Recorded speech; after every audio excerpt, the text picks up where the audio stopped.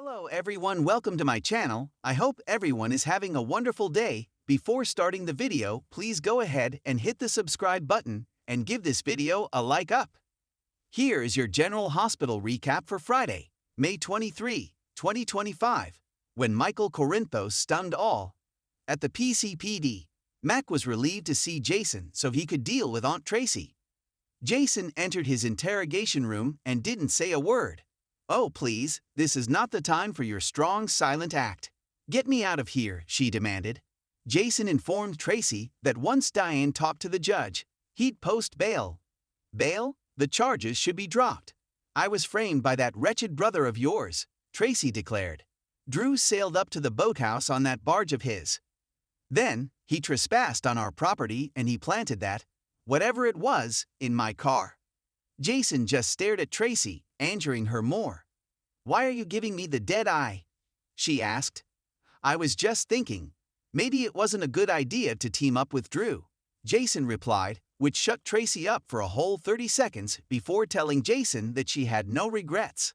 Mac soon walked in and told Tracy that Diane had worked her magic, so she was free to go. Just then, Jason received a mysterious phone call. He picked up and asked the person on the other end what he needed him to do. Jason told Tracy she needed to find another ride cause he had something more important to do. Elizabeth watched the ball from her house. When she saw Gio's public display of fury, she turned off the TV and commented, "Well, that was intense." Lucas soon walked through the door dressed in a tux and carrying a bottle of champagne. He thought he would just bring the nurse's ball to Liz because, apparently, the head nurse can't use crutches or a wheelchair to sit down in a ballroom. Liz donned the paper tiara that Lucas brought and poured Liz some champagne, while Lucky was out running a long errand.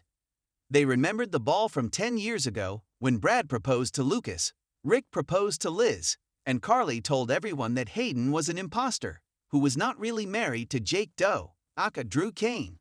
Liz also learned Jake was Jason, which of course he wasn't. After Gio's meltdown announcing that Brooke, Lynn, and Dante are the parents who gave him away, Emma chased after Gio, and Lucy tried to calm the audience. "Didn't I tell you guys that anything can happen at the nurse's ball?"